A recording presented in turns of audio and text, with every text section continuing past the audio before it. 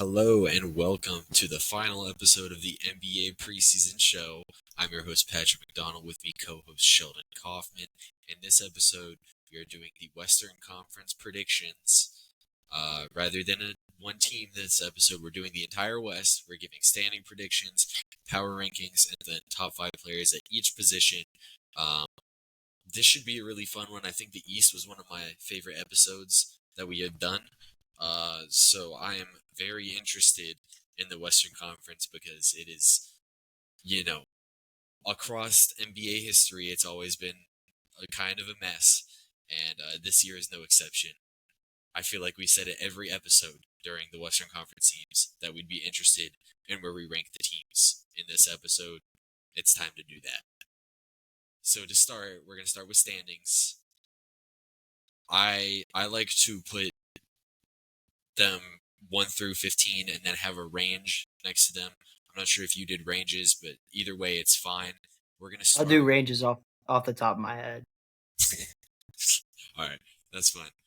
We'll start with 1 seed, and then we'll go down to 15, like we did with the East. So to start, I didn't really know what I wanted to do with the West, but the one thing that I did feel pretty strongly about was my number one, which was the OKC Thunder.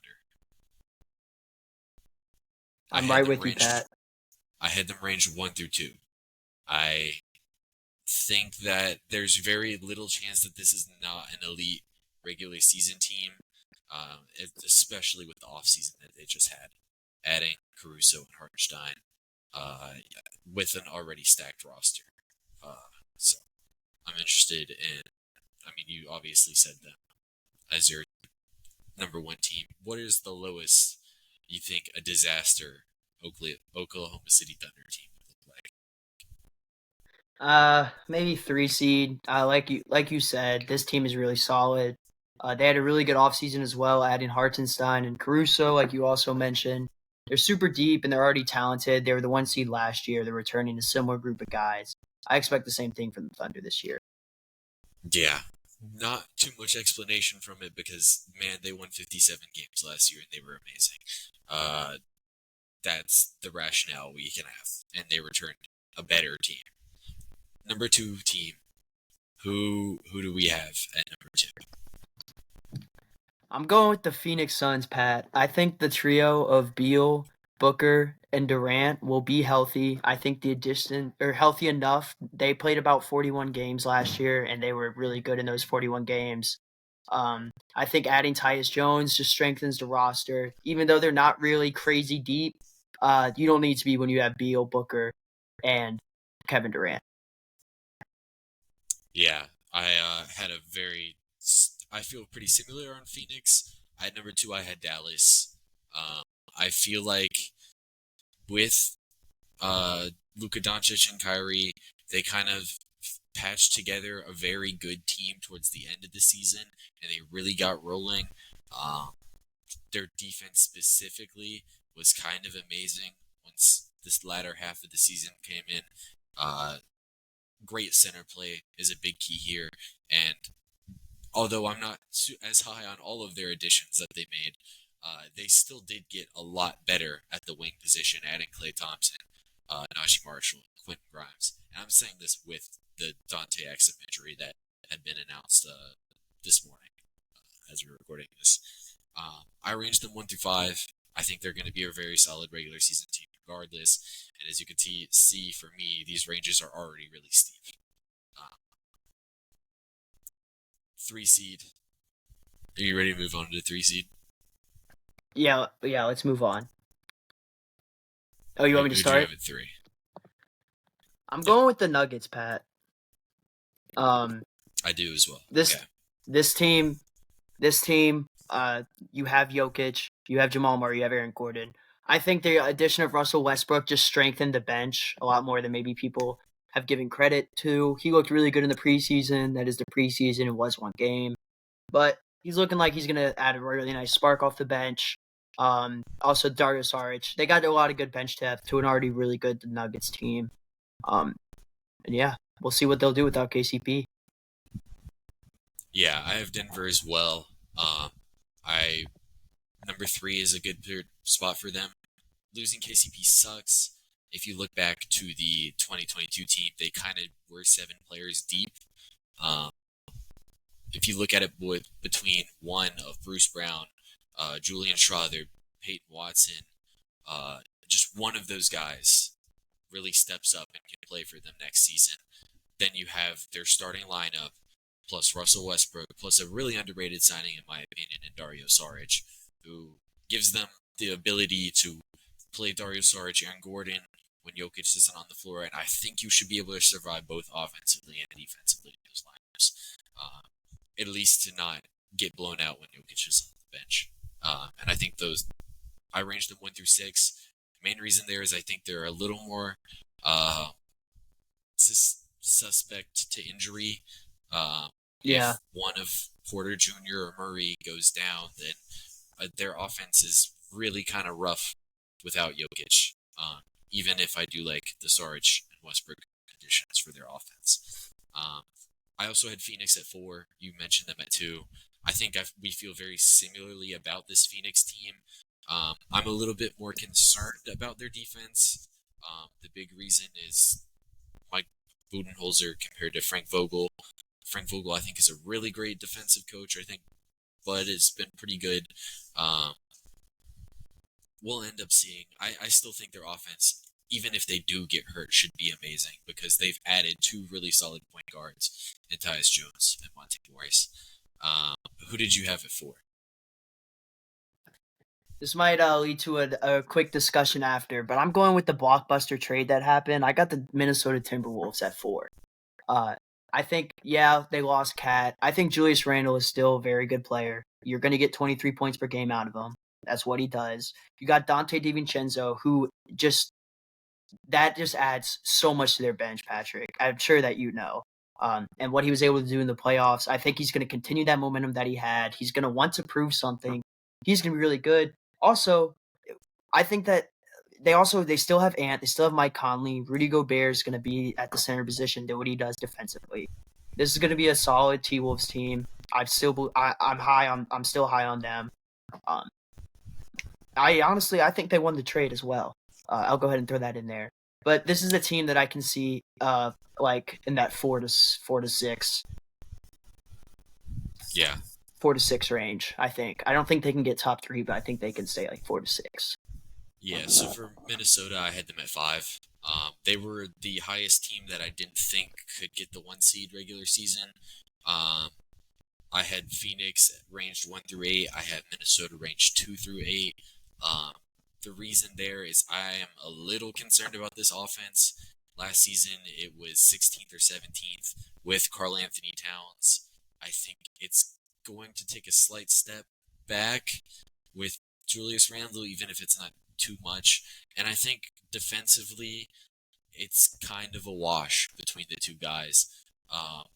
Now, what can really help them is maybe they get steps forward from Naz Reid, and maybe Randall's gone at the deadline. They get more depth pieces, and suddenly they are a really scary, like super deep team. But with how this roster is currently constructed, I see them still being a very good regular season team, even though I don't think that they are going to be a top 3 seed like they were a year ago. Now that quick question. Now that Cat's gone, what do you think? What do you think the minutes are for Naz Reid's going to look like now? I think the bigger thing is that Kyle Anderson's gone as well. Anderson. Okay. I didn't even. Oh yeah. He went to Golden State. That's right. Golden State. Anderson got some 4 minutes for them last year. I feel like Gobert, Randall, and Naz Reid will get all of the 4 and 5 minutes between the 3 of them. I doubt anybody else is in the mix for minutes at those positions.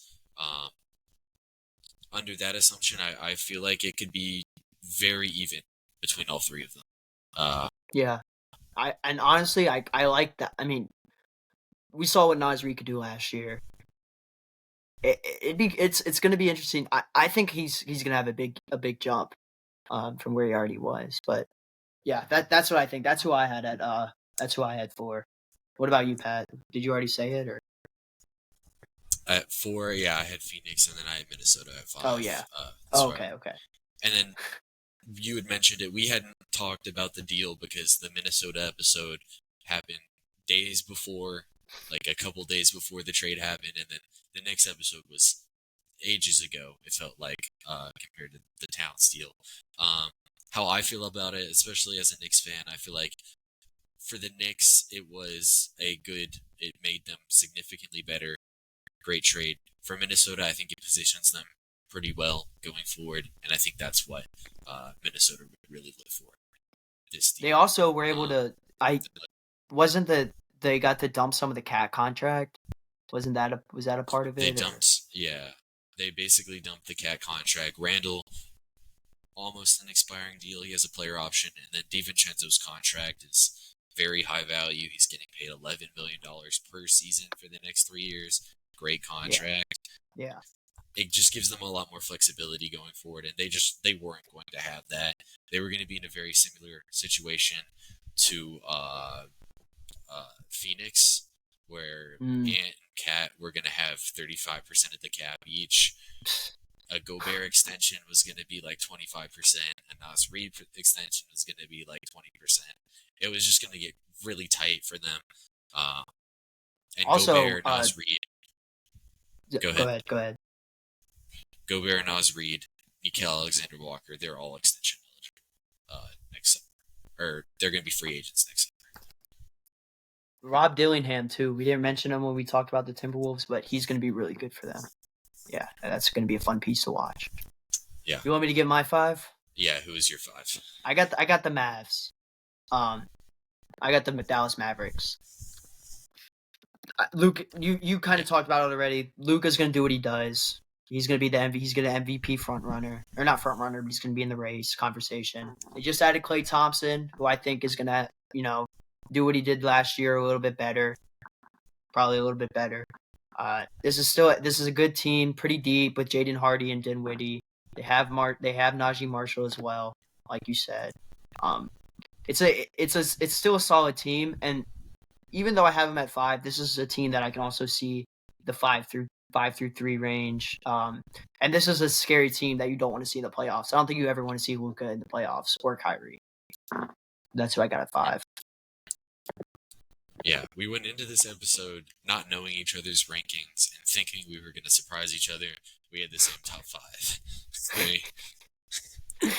Anyway. Oh, well, 6. Yeah. Whatever, right? Number 6. I'll go first. I had Sacramento. Who did you have here? We'll discuss. I had the same thing. Okay, I'll let you. What's your Sacramento? No, you go ahead. Okay. You got the floor. Sacramento Kings. They suddenly have 3 really good scoring options. Domantas Sabonis, puts the floor on their offense as a league average offense just with his post scoring and facilitating ability.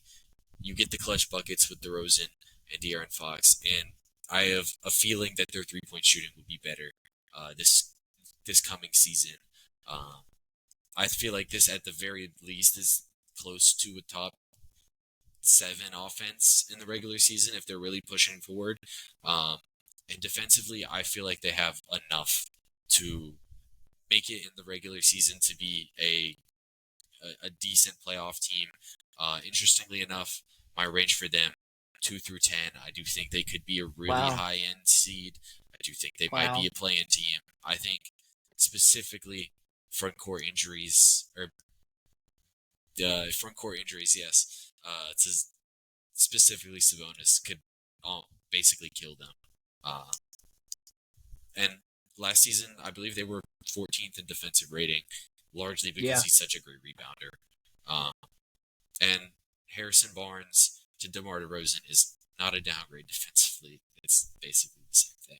I feel like they'll just be maybe a 16th ranked defense, 8th ranked offense. It'll be a very solid playoff team. Yeah, I also really like their depth with Keon Ellis, Monk, Trey Lyles. I really like those guys in particular. Functional guys too, right? Monk theoretically can play next to De'Aaron Fox if you need him to. Trey Lyles can give you some size in lineups next to Sabonis while still providing some spacing if you need that. Keon Ellis, great defender. He might start for them. It might be Kevin Huerter. We're not sure yet, but it should be, regardless what they're getting, I think they should have a pretty solid bench. Uh, Number 7, I feel like this might be a different one for us. Who did you have at 7? I got the Clippers. Okay, this is definitely different. I had the Houston Rockets. Oh, Um, all right. I feel like for some people this might be a jump, but Houston was really good last season. Um, and although I don't believe in the jumps that some of their players took towards the end of the season, specifically Jalen Green, um, I do believe in the jump that the team themselves took towards the end of the season. Um, I think that experimenting in one thing that I saw the other day, they barely ran, I think it was 60 minutes between Sengun, Tari Eason, and Jabari Smith, and they were plus 15. I think they should go into some more of those lineups next season. I think that could be really fun. It's just generally how I feel on them. Sengun and Jalen Green contract eligible or extension eligible right now. They haven't got deals. I feel like one of them might get moved. And then I think Ahmed Thompson and Kim Whitmore are fantastic players, and I think Reed Shepard should right away be able to step into a rotation. I think this is a team that is 8 or 9 deep, and their 8 or 9 players are all like in the same range of players, so they should be a very unselfish, hard-playing team. I think the defense gives them a really good floor too. I ranged them 4 to 10. Um, that's how I feel about Houston. Wow. All right. Clippers here, because we have different perspectives on the Clippers. Oh, you went. Oh, okay. I can't count out James Harden and Kawhi Leonard. I really can't. I know those are just 2 guys, but I also think that Derrick Jones Jr. is going to be a nice little addition for them. I think Terrence Mann has been doing his thing. He's going to be a really solid piece for them. Zubac is a really solid center. He's been for a while. Their bench is a little iffy. I just think that James Harden and Kawhi Leonard ultimately end up carrying this team. Kawhi Leonard's kind of had a really rough stretch ever since he left Toronto, and he's been catching a little bit of he's been catching some flack. I think Kawhi's just going to step up. I think Harden's going to step up, and that's really why I've had to put the Clippers at 7. I just trust in them too much. I think they have decent role players around them. Derrick Jones can keep the shooting numbers up or get them up. It's just going to help them even more. So.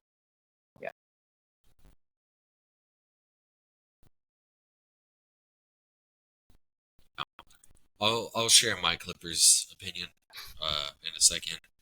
Number 8 here, I had the Los Angeles Lakers. JJ Redick's been kind of really cool in the preseason. Like, his offense looks pretty damn good. Hopefully he's going to be a really good regular season offensive coach. I think the floor of having LeBron and AD being able to pressure the rim gives you a really, a good regular season offense. And Anthony Davis, with a competent head coach, I feel like should at least make you league average defensively, even if everything else kind of might be a little bit shaky. Even though I think the starting 5 that they're going in with might be able to hold up. Against some faster perimeter creators, they might struggle to stop, but Anthony Davis drop defense, it kills a lot of people. That's my Lakers take. I'm not ready to count out AD and LeBron. I feel like they don't have a high ceiling. I put them at 5, but maybe like them more in the 6, 7 peak, and then the lowest I could see them going is 10, because I just see them pushing at the end of the season. That's the Lakers for me. Who'd you have at 8? So for me, this is where 8 through 12 are kind of interchangeable for me. Um, I could see any of these teams being anywhere. I got the Pelicans at 8 though. I'm really liking this Pelicans team. I think it's going to be fun. They got DeJounte Murray now. I'm really excited to see what he's going to look like running that offense. CJ McCollum. Maybe we get a really healthy Zion this year, and who knows. Brandon Ingram as well doing his thing. I think this Pelican squad is going to be fun. They are a little sketchy at the center position, which is kind of why I'm kind of like hesitant on firing them up as like a really good play-in team. But I do think that this team is going to be able to get that 8 seed. Okay. I was a little bit lower on them, but I do like the mindset for sure. At 9, for me, I had Golden State. Who'd you have at 9? I got the Lakers. Okay. So we feel similarly on the Lakers. Golden Yeah, State for me, my biggest concerns is what they're going to do at small forward because they kind of need it to be a shooter there. Um, they can play 2 non-shooters because Draymond's a great passer, and they often just use non-shooters as screeners to help with spacing issues. But if what they probably will end up doing, starting Kuminga, Jackson Davis, and Draymond, they kind of need Kuminga to take a step up as a shooter. Also, with creation, they need either Kuminga or Pods to really step up to be a second creator. Because as of right now, Steph Curry at 37 years old almost, having to do all of the creation for an NBA team just kind of scares me a little bit. And that's putting way too much on him at this point in his career, in my opinion. But I do see the ceiling of this team at a 4 seed, right? If everything pops between Kuminga and Pods, and Jackson Davis, who I believe he grew 2 inches before he got to training camp. That's something I saw. If Jackson Davis takes a step forward as a rim protector, I think this could be a 4 seed. I could see them falling all the way to 12, not being play-in. If Steph Curry gets hurt, is the big thing there. yeah. You had the Lakers. I'll let you get a little Laker talking. I mean, you basically mentioned it. I really like what JJ Redick is going to bring to this team. I'm excited to see what I think Austin Reeves can take a step up this year as well. D'Lo is going to be doing his thing. And it's really hard. I think Anthony Davis is going to be the premier center. It's hard to be the premier center in the West when you got Jokic in there, but he's going to have a really good year as well. And it's LeBron. But I don't think this team is really strong enough to be anywhere except the play-in. Just their bench to me is pretty weak. I think Connect's going to be very interesting as a rookie. I'm excited to see him try to score in the NBA. It's going to be fun to watch. And in the preseason, JJ Redick has put an emphasis on running early offense, off ball and on ball for Dalton Connect. It looks really fun. 10 seed, I had Memphis. Who'd you have at 10? I had Memphis as well. Okay. Memphis, they're the one team that's already going into the season banged up. Jaren Jackson, Vince Williams Jr., Gigi Jackson, all hurt. John Morant might be hurt, but I think he should okay. probably be fine. Jaren Jackson could be healthy for the start of the season. We're not exactly sure yet. The thing with Memphis that I really like is I feel like they should be a pretty solid defensive team because they're going to have a lot of opportunity to run Jaren Jackson at center, and I feel like, or at power forward. And when they do that, historically their defenses are really good. I like their ability to have Edie as a bench scorer. Kind of a unique 6th man opportunity. We talked about it for a long time in the Memphis episode, but it will give them a unique off the bench score. And Desmond Bane, Marcus Smart, beside John Morant, like this is a pretty deep team, and then when other guys get healthy, I feel like they should be pretty solid. I like them. If I'm concerned about anything, it's that they're already hurt. Um, I ranged them 5 through 13, mainly because I think they could get off to a slow start. Um, if they get off to a slow start and then they come back and somebody else gets injured, that's where they hit the 13. Um, if they hit the ground running, they could end up being a 5 seed. Memphis. Do you have anything else in that, basically? No, I'm excited though. I'm really excited for Marcus Smart. I think this is the first full season without him being in Boston, with him being healthy. Uh, I'm excited to see what he can do. Hopefully, we get that kind of production out of him. Yeah. Next team for me at 11. This is where I had New Orleans. I said that they could be as high as 7, as low as 13. Thing with them is, some team has to be pushed out of the play-in, obviously. I think they peak as a play-in team.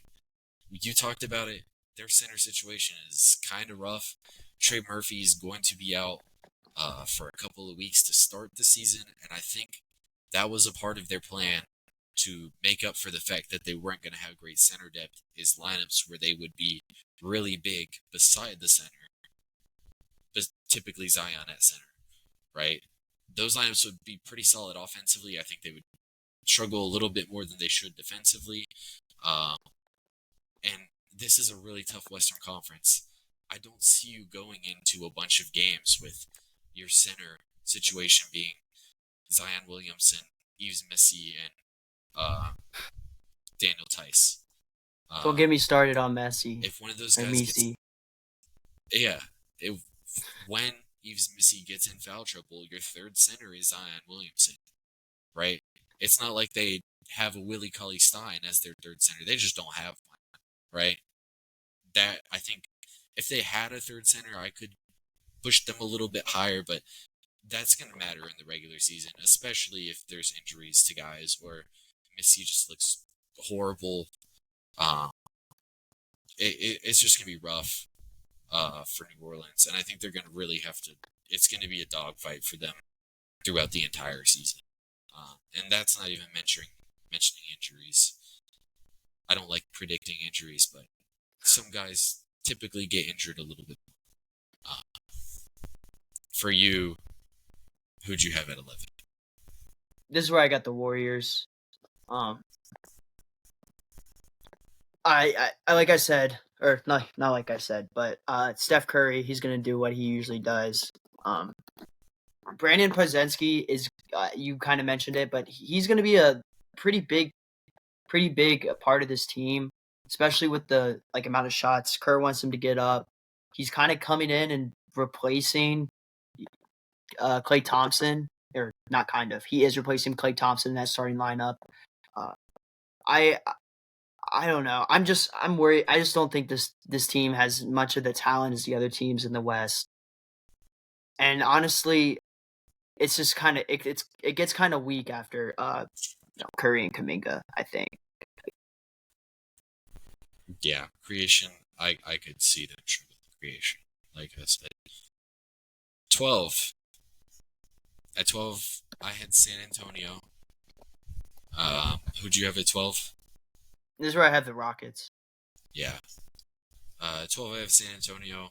I think with them, I think they should have a decent floor defensively, having Wembanyama, Sohan, some other solid defenders. I think taking the ball out of Keldon Johnson, Devin Vassell's hands so much, I think is going to be good for them. I think they're going to have Chris Paul, Trey Jones play 24 minutes a game each. They're going to have solid point guard play. It's going to make them the 20th best offense. They're going to be the 15th best defense. That's how I see San Antonio. I ranged them 7 to 13. 7, the only way I could see them being 7 is if they added something at the deadline, or Stephon Castle is a lot better right away than I currently see him being. 13, obviously, is the defense still sucks and the offense still sucks, like it did a year ago. Yeah. They bought him out. You had Houston. I want to hear the different opinion on Houston because I had them a lot higher. Yeah. I mean, honestly, Pat, it just comes down to I can't trust this lineup. I just believe that there's just more talented teams in the West. I like Van Fleet. I like what they're doing. Unless Jabari Smith really makes a big step, this team doesn't. There's no one on this team that really scares me. I like Albert Sengun. Um, I don't know. I just can't see a scenario where this, or I can't see a scenario where they make the play in. But anything other than that, uh, I know they got it going at the end of the season. Um, a, a lot of it's around Sengun. I think that this is a heavily influenced Sengun team, and I just I don't know if Albert Sengun can carry you to a high seed like that 7 or 8 in the regular season. But Yeah, I think this is going to be a team that it's going to be similar to what we saw last year. They'll go on a good run and they'll end up making the playoffs. Or I don't have them making the playoffs, but they're a contender for the play in for sure. yeah. Um, for me, I just think Sengun and Van Vliet will make them solid enough on offense, and I think that their defense should be fun. But I definitely see the belief in them not having the guy that's good enough to lead an offense. I At like Fred 13, oh, go I ahead. like Fred Van Vliet, but I mean, what I don't know. I just don't think he can go outscore the other guy's best player. And Yeah, Fred, I can't. Fred Flynn, they don't have anyone that can take over the game. Um, I don't really know how to if that makes sense, but I yeah. just don't see them having a true kind of Going option. But go ahead. going shot for shot, player for player, I think they're going to lose to a lot of teams. Yeah, They need to play team styled basketball. Um, if you like watching Steelers football, you should probably really like Houston Rockets basketball this upcoming season. That's how I describe what's going to happen here.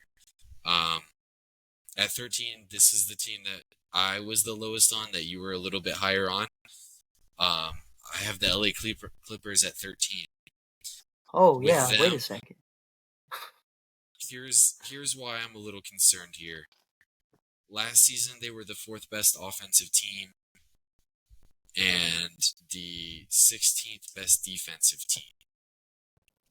This year, they lose Paul George. I think he sneakily was really important, the most important defensive player for them last season, and one of the more important offensive players. Um, I counting on Kawhi and James Harden health just doesn't seem right to me. That was the healthiest Clippers season we've ever seen.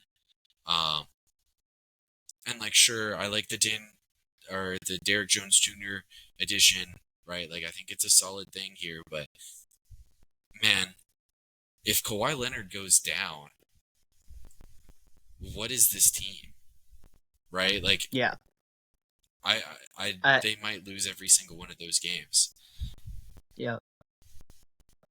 And most importantly for me here, like, you're asking Kawhi to be in a lot of lineups the primary creator and the best defender on the floor. Um, you're either not going to get that in the regular season because he's not trying to stay healthy, and then the results aren't going to be good, or he's going to get hurt, and then overall your team will be worse. I hope that he doesn't get hurt. I ranged them 7 through 15. With them, I could still see them making a play and push. Right, Kawhi and James Harden are still that talented, and if they get good health from them this season, maybe they're even higher than that. But I say 7 through 15. 15 is Kawhi gets hurt. James Harden now has to carry a team of very limited role players. Uh, clearly we have the same last two teams, maybe in a different order. Who you had 13 as well? I didn't ask about your 13.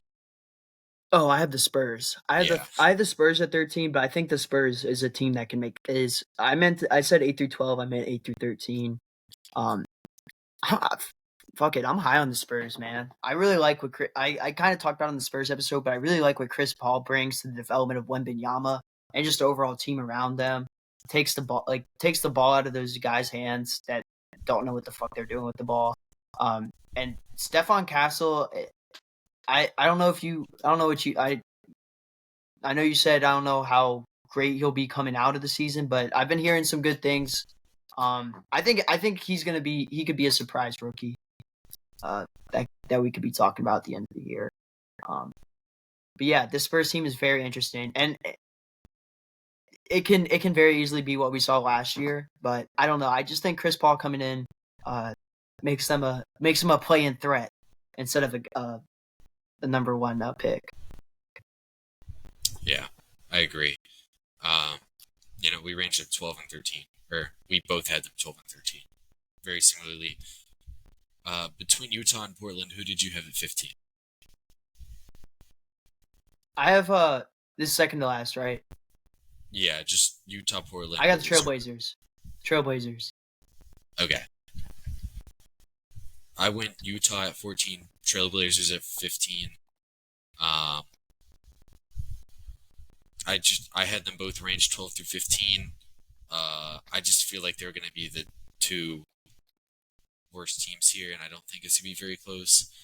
Portland maybe has a little bit more upside. Maybe one of their younger guards really clicks, and then they have a couple 3-and-D guys around. Maybe it's Scoot Henderson who becomes a really good player. That could be kind of interesting, but I think that for that to happen, would there have to be an Anthony Simons injury for that to happen, or are they just going to go ahead straight up at the start of the season bench Anthony Simons? I feel like you're relying on a little bit too much here, and we've had our our DeAndre Ayton rants. He's going to have to play to start the season. Robert Williams, I believe, is dealing with an injury to start the year. Hmm. So Ayton will probably start with Kling coming off the bench. I'm not sure how good their center play is going to be throughout the entire season. Utah, the reason they're not higher, they weren't, they might have been the 12th seed last year. They got rid of a lot of their better players at the trade deadline, and they were like 6 and 25 to end the year. They were a lot worse of a team to end the year than they were overall, and I think that's a little bit more reflective of the current roster in Utah. Any Utah or Portland comments here? I mean, I just think Denny Avdia and Jeremy Grant are good enough to have a team not at the bottom of the league.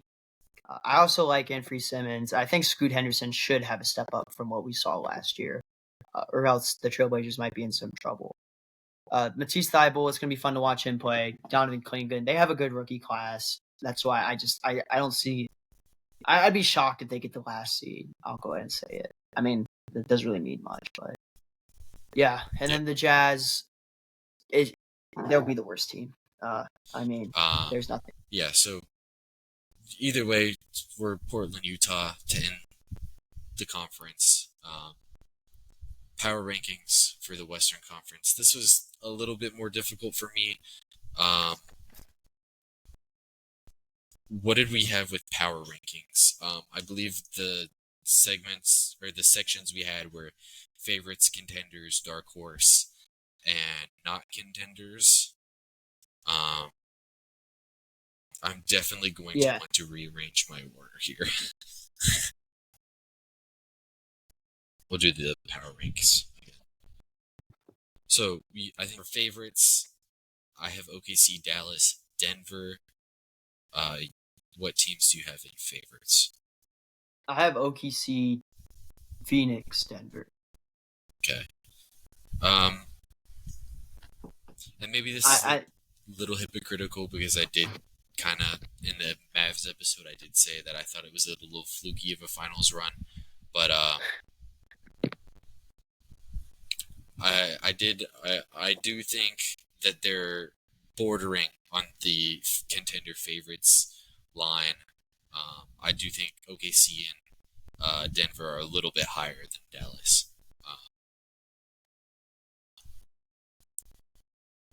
Contenders, unless we can also explain why we think teams are favorites here. Oh, I mean, I think I kind of explained it. I think the Thunder can beat anyone in the NBA.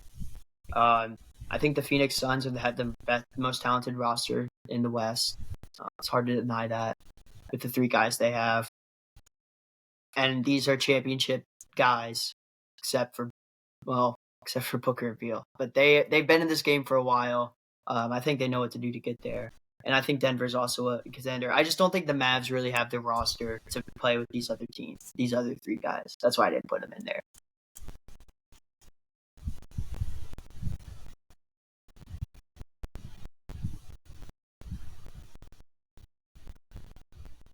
We back. Did you not hear any of it? It gets really choppy for a second. I don't understand what's going on. I think I'm on the right internet. Yeah, I'm on the right internet. Is yours strong? It must be. I think mine's tripping right now. That must be what it is. I don't know why. My phone's not even on the internet either. All right, you want me to say or where was I? What did you not hear? I don't even know. All right, I'll go my favorites. Yeah. You mean contenders? Yeah, I'll talk about my favorites real quick. Why? Oh, Yeah, I didn't. Oh, yeah. I thought you already.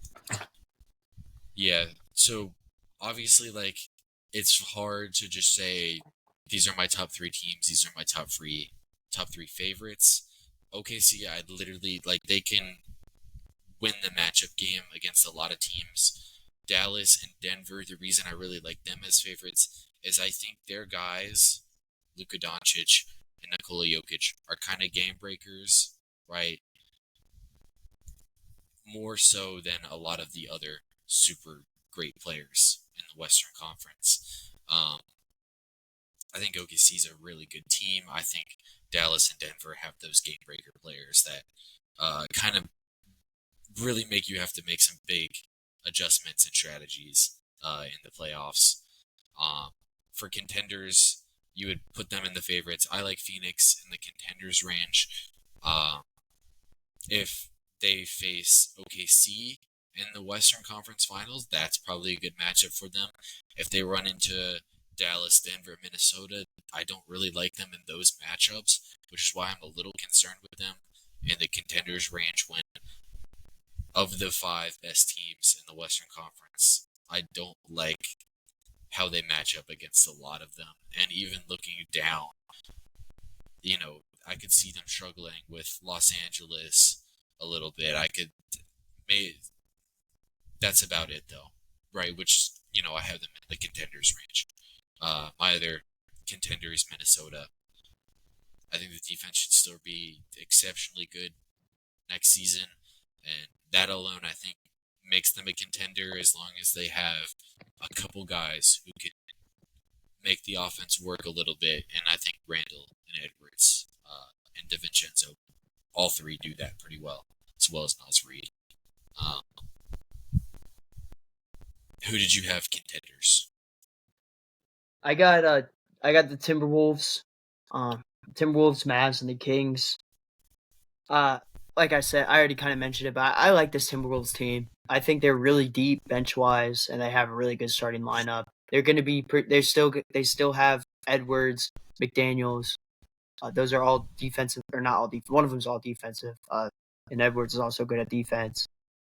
This is a good team, and yeah, offense is going to be a little shaky with the spacing, or with the 3-point shooting as well.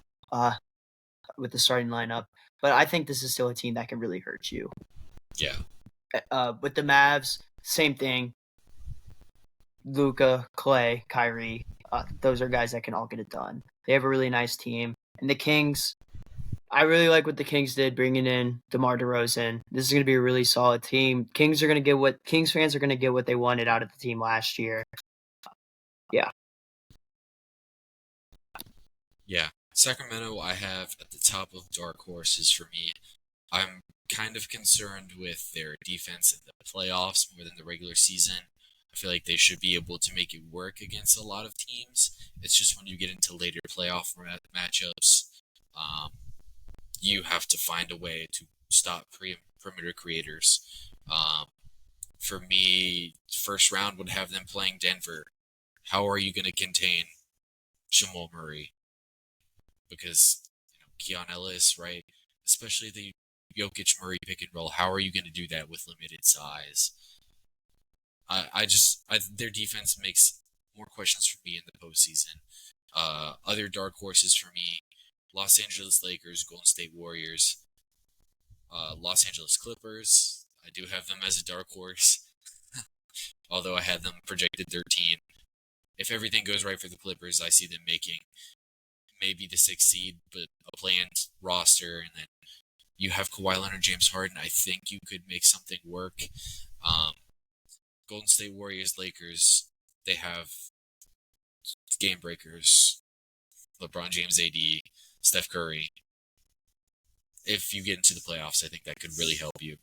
Um, Non-contenders for me: Houston, and Memphis as well. I think their defense, on top of John Morant's ability to just relentlessly pressure the rim, I think should give them a chance to win a championship.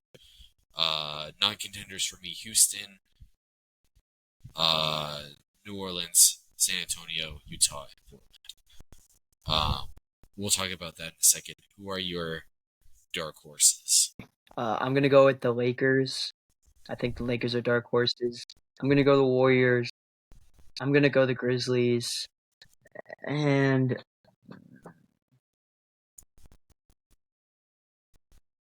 I think I'm gonna cut it off at that. Yeah, I think the Lakers. This is a team. New coach with JJ Redick, really fun new coach. They're gonna have uh, Austin Reeves. Yeah, I think Austin Reeves can take a step up. You're gonna have AD. You're gonna have LeBron. This is a team that they're probably the ceiling is definitely they can make a run. Same with the Grizzlies. I think that with John Morant coming back, he's going to make a huge impact, huge statement back to the league. If they can just stay healthy, that lineup of that trio of Bane, Smart, and Morant is going to be maybe even more deadly than people think. yeah, And then the Warriors, I think the Warriors always have a chance to win the chip. yeah. I like the ability for all of those teams to make a run. If they get in, they have good health. They're starting to figure out lineup stuff. I think that's when they can really make a run, obviously, because they have those high tier players that they have. Um, as far as non-contenders, you have Clippers in there too, I think. Oh, yeah, I meant Clippers as I'll put Clippers in the dark horse as Okay. well. Yeah. For the teams that we didn't mention, New Orleans, there's just you have to make a center move with New Orleans before, like, you're not making it out of this conference with Daniel Tice as your starting center. Um, you could win a couple games maybe in the playoffs, but I don't even see you winning a series there. Houston, you had mentioned it for not liking them in the regular season, not having that go-to guy. I could see that not really mattering too much in the regular season, but in the postseason, um, sometimes teams are going to have to take up those tougher shots. I don't know if Houston has the shot making to do that. San Antonio, Utah, Portland, not really any arguments that I could see happening that they win the title. So that'll basically wrap up our power rankings list. I feel like we did this a little bit better than we did in the East for the power rankings. Up next, top 5 at each position. This one maybe could get a little bit more contentious. Um, Starting with point guard, you want to start at point guard? All right. So I got Luca, SGA, De'Aaron Fox, Steph Curry, and John Morant. Okay. I had Luca, SGA, Steph Curry, De'Aaron Fox, John Morant. So Yeah. I just had I was I had I Steph a was tick higher. Okay, you go ahead. Go ahead. sorry. Yeah. All I was gonna say was that I had Curry and Fox interchangeable, pretty much. Like I went back and forth on that. Yeah. I gave Curry the kick uh, above because I do think you could make a championship level offense around Curry at his age. Um, I don't think you could do that with Fox or Morant right now.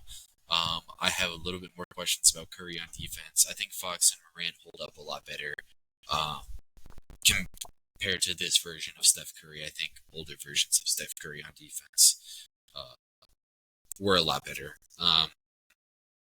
Not much debate between us here. I guess we should just give a little bit of rationale. Uh, Luka Doncic at number one.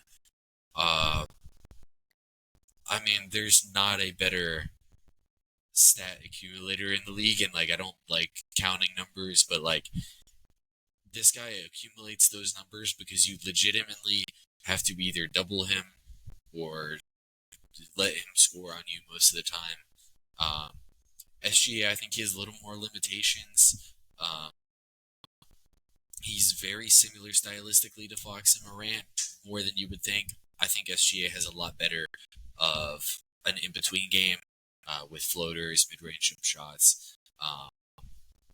And I think he is a positive defensively versus I think Fox and Luca are probably neutrals. I think John and Steph are negatives on defense. Steph, I mentioned the Steph stuff. John Morant, Fox, so much rim pressure between the two. De'Aaron Fox is a very good clutch scorer. That's the point guard rankings, unless you have any more comments there. No, I mean you pretty much touched on all of it. Yeah.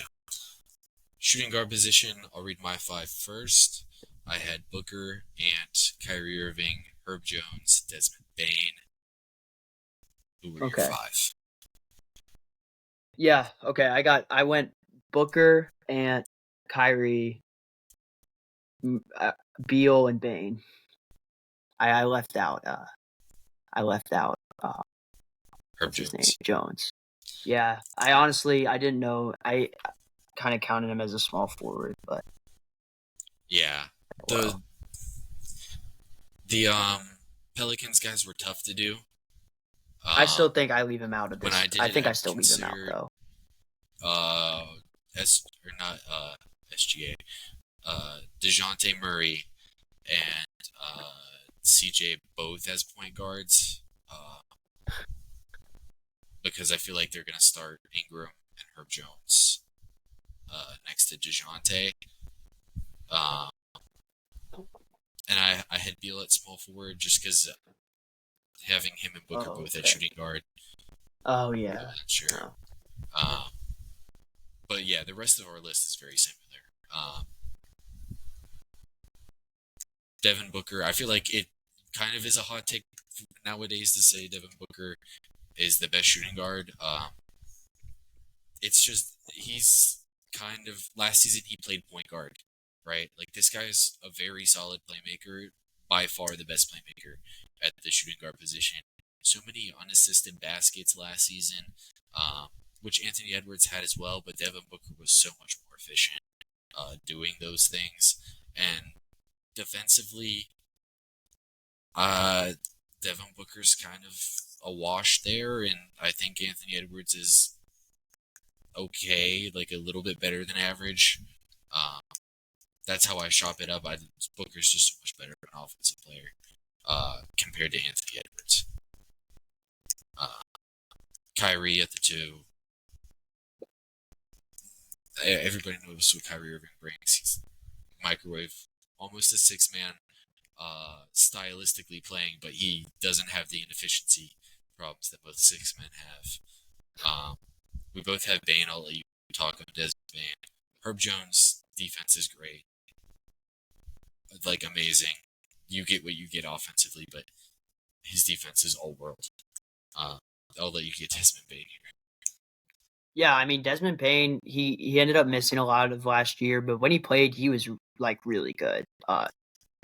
23 points per game, 5 assists. He shot at 38% from the 3-point line. Um, probably if he was healthy, maybe could have been considered an All NBA player. Uh, he's gonna go. He's not gonna be talked about coming into the season just because of the injuries that are gonna be overlooked. He's gonna be overlooked. But this is still a premier shooting guard. He was one of the reasons behind Ja that this team was a playoff team 2 years ago. Desmond Bane, and that's why I have Desmond Bane as a top 5 player. Yeah, Desmond Bane, like an amazing shooter, is the big thing with him. Yeah.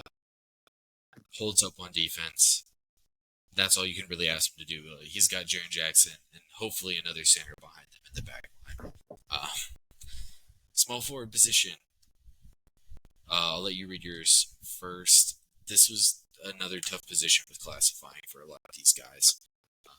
All right, I got KD, LeBron, Ingram, Kawhi, and DeMar. Okay. Yeah, this is okay. Yeah, the Beal. Okay, I had KD at power forward. LeBron and Kawhi was tough for both of them. I feel like both of them could have been power forward or small forward. I just ended up putting them both here. I had LeBron, Kawhi, DeMar, Brandon Ingram, and Jaden McDaniels at small forward. Yeah, so to start here, obviously LeBron, Kawhi are really good. I'm gonna just go ahead and give the love to Jaden McDaniels. I forgot who I was deciding between at small forward here, but I ended up edging out for Jaden McDaniels. Great defensive player, really good offensive rebounder, really good slasher off the catch. Really solid NBA basketball player. Got a good contract this offseason. Brandon Ingram, I hope he doesn't get ousted from the New Orleans Pelicans because, man, he's a great shot creator. His jump shot is elite. LeBron, Kawhi, how did you differentiate between the two of them at their old ages? Man, I just think LeBron's more efficient at the later stage of his career, to be honest. He shot 56% from the field last year. He had 27 points per game. The defense, I'd probably give the edge to Kawhi, but it's still hard to score in LeBron in 2024. I think, and I don't know. I think LeBron is still a top. I still think LeBron's the second best small forward in the West. So it's crazy to say, but I don't know. That's kind of why I leaned to LeBron. I just think he's more explosive offensively, and he doesn't really hurt you on defense that much. So Yeah, I feel like it's a lot larger of a gap than I would have thought going into it. I think in a playoff setting, I might actually prefer LeBron James on defense at this point in their careers. I think the strength just really holds up. In the regular season, you would really hope that the Lakers had a small forward to play, so LeBron doesn't have to guard wings, but so he could use that strength at the floor. However, the Lakers don't have that. It's still best for them to probably play Rui with LeBron. I think maximizing their talents, I think LeBron's still a better offensive player by far, and I think he might even be a better defender at this point in their careers. DeMar and BI, I think they were actually really close. I felt like I liked DeMar's efficiency a little bit more than Ingram being a slightly better defensive player. I thought DeMar's ability to draw free throw attempts and get a little bit more rim attempts, I felt like that's why I leaned DeMar DeRozan. Yeah, I'll make this public service announcement too. I'm gonna have a top 50 NBA players list coming out relatively soon. It'll be out by opening day, but we'll have an episode about it, maybe within a couple weeks of the season. Um, I'll have a lot more rationale behind those opinions, and some of these rankings might even change when I do that because I'll be doing a little bit of work, a little bit more work for those rankings. Any other small forward comments that you have? All right. Well, we'll give the KD speech here. I'll let you get it here. I'll just read my power forwards. KD, we're ranking Karl Anthony Towns in the West because we didn't have a chance to do him in the East. Karl Anthony Towns is my number 2 power forward. Jaren Jackson, Larry Markkinen, and Zion Williamson were my other power forwards. Who are your 5 power forwards? I got Zion, Lowry, Jaren Jackson Jr., Cat, and Jalen Williams. Okay. I'll let you get your KD speech off here because I had him at power forward, you had him at small forward. If you want to talk about KD right now, did you have him before or ahead of LeBron and Kawhi? I had him above both of them, just for the simple fact as we talked about it in the Suns episode, but he gets the easiest 27 points a game. It comes so easy, and he's doing it without being the main focal point in offense. Like LeBron and Kawhi, but Ingram's more of a. I think that KD, just what he's able to do, like I said, he just does it so easily. He can still score. Yeah, his rim ability, his getting to the rim ability isn't there, but he's elite from the mid range. He's really good from the 3-point line. Yeah, I mean, I think KD's still the best small forward. So that's just kind of my rationale. And the big hope with KD is he gets more threes up this season. I feel like that would definitely solidify him in that spot, probably. Other power forward spots, Jaren Jackson, we had discussed before what position we would have him at. We landed on power forward because they have Brennan Clark and Zach Edey. At the end of the day, I feel like Jaren will probably split 50-50 at power forward center next season. The big thing with Jaren is his rim protection along with the ability to space the floor. You really don't lose that much offensively having Jaren place power forward. It allows you to get another elite shot blocker who can also just move ridiculously well. It allows you to do so much with your defense. That's why I had Jaren at 3. Karl Anthony Towns, I think part of why I ranked him ahead of Jaren was because I was baking in his value at center as well, having the ability to space at center. He's also a better post scorer than Jaren. I feel like he can create his own shots a lot better. Larry Markkinen, I don't think he has the ability to create his own shots. He's kind of needs the play drawn up for him, but it kind of has a similar effect to Kevin Durant, where he gets the easiest 23 points per game you've ever seen, and it's super efficient. Zion Williamson, although I think he's a better creator than Jaren and Lowry, I think he gives you back a lot defensively and on the glass. And, last season they were a lot worse when Zion was on the floor. Yeah, I'm interested in your power forward stuff. You also had Jalen Williams here, I believe, right? Yeah. Yeah, I had Jalen Williams. Hold up. It's being super choppy. All right. Yeah, so I decided to go Zion at 1 because when healthy, let's face it, he's unstoppable offensively in the paint.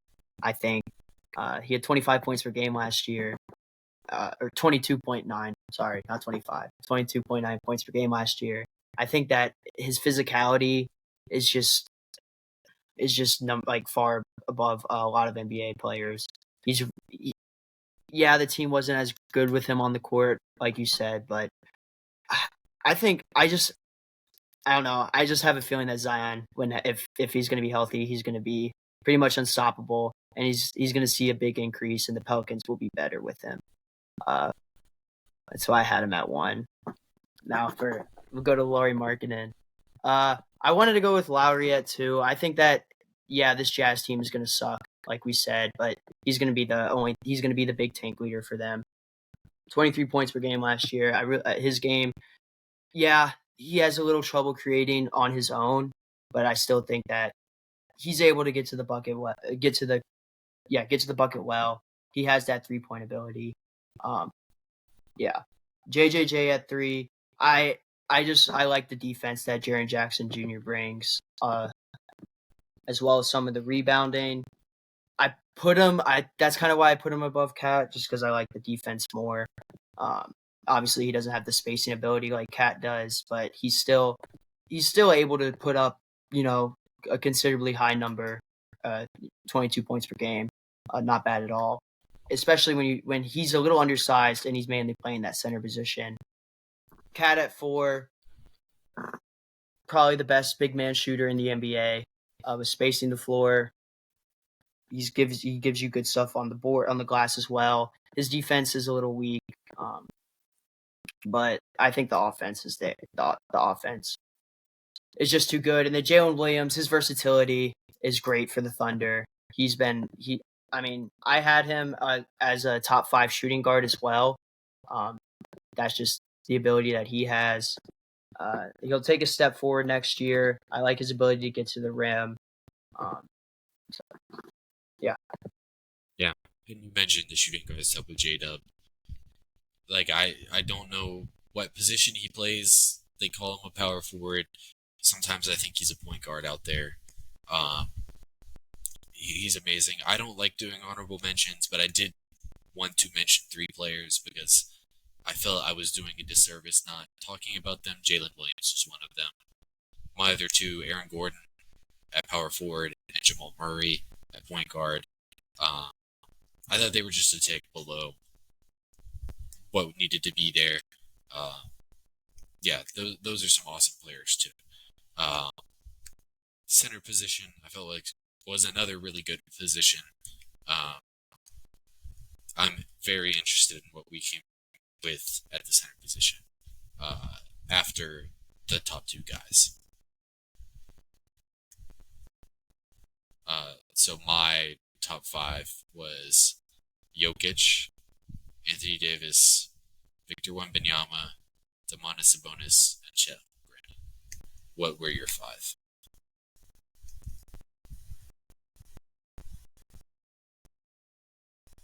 I think you're muted. Yeah, I can't. Who was the last one? Chet. Chet. All right. Yeah. I got Jokic, Davis, Sabonis, Wemby, and Chet. Jokic, Davis, Sabonis, Wemby, Chet. Okay.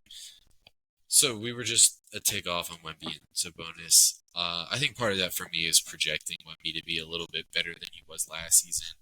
If Wemby performs the way he did when they benched Zach Collins and moved Wemby to center full time, I feel like it is probably a step ahead of Sabonis because he does have the very interesting playmaking ability, though not the same as Sabonis, and it probably isn't as good, and it is done in a different way. But Wemby still does bring that dimension to your offense as well, with your big man creating shots for others. And the defense with Wemby, I think he's one of the best couple of defensive players in the league. Anthony Davis, I feel like, how close were you between Anthony Davis, Sabonis, or Anthony Davis, Jokic? I mean, I don't think Davis and Jokic are close, honestly. Okay. Davis, Sabonis, how close was that? I don't know. I still think Davis is the clear cut too. Yeah. Sabonis is definitely intriguing just because he's so good at rebounding and offense. And his defense is good, but just not as good as AD. Just not as good as AD. Just all his other stuff is just not as good as AD. That's why I can't put a Sabonis above Anthony Davis. It wasn't really. Yeah, it was pretty. Sabonis. I think this was pretty clear cut.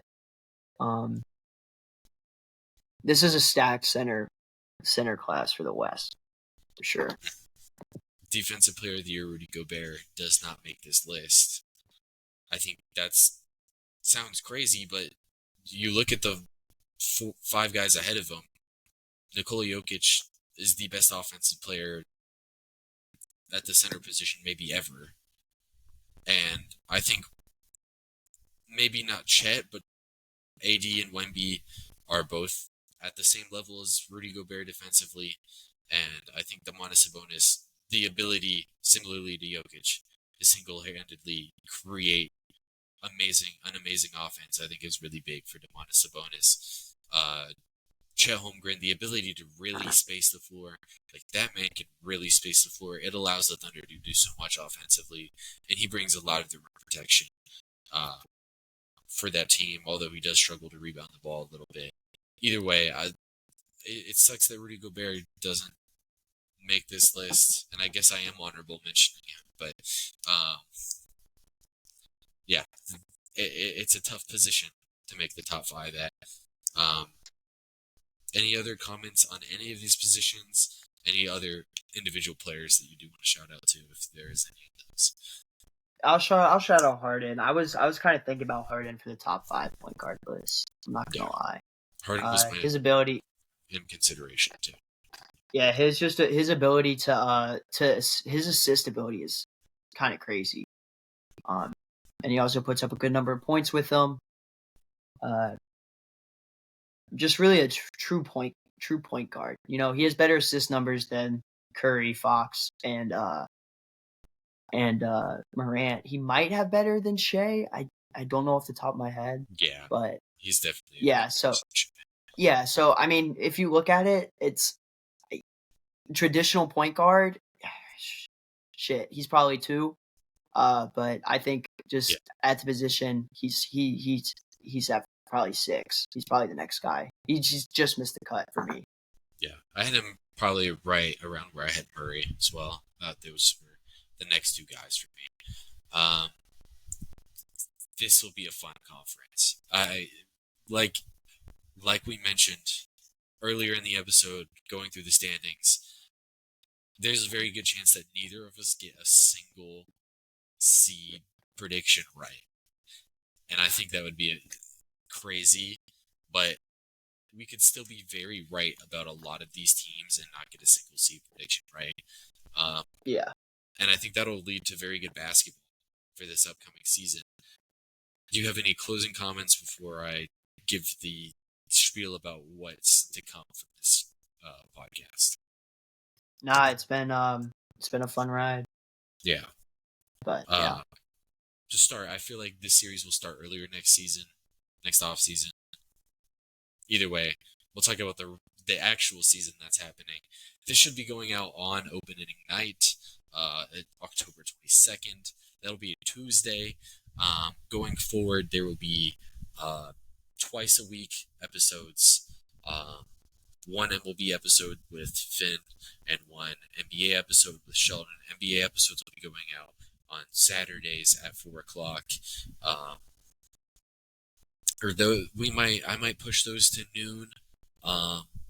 NBA or MLB episodes will be going out on Wednesdays at 4, like the episodes have been going out recently. To go looking forward, we'll probably have, since it's once a week, we'll review the week that just happened. Maybe we'll skip a review week and we'll talk about a certain topic that we want to talk about. One fun series that we're thinking about doing is a Let's Debate series. It'll basically be a type of structured debate where there are 2 people on, there's a judge, the 2 people argue for each side of the debate. I feel like those will be very fun. We could even get viewers on if there are any viewers that want to get on. The email to get into that is in the description. Send an email there. Send a topic that you want to debate. If it's one that we agree with, we might let you on. Other than that, the next episode will be coming out Sunday the 26th. That'll be a first week recap, and we will have breakout picks in that episode. each of us will have 5 to 10, probably just 5 breakout picks each. Yeah, that'll do it for this episode. This is a longer one, but it was also a very fun one. This has been a very fun ride through the first little section of the growth of our podcast here. We will see you guys in a couple days from me and then Sheldon in 4 days.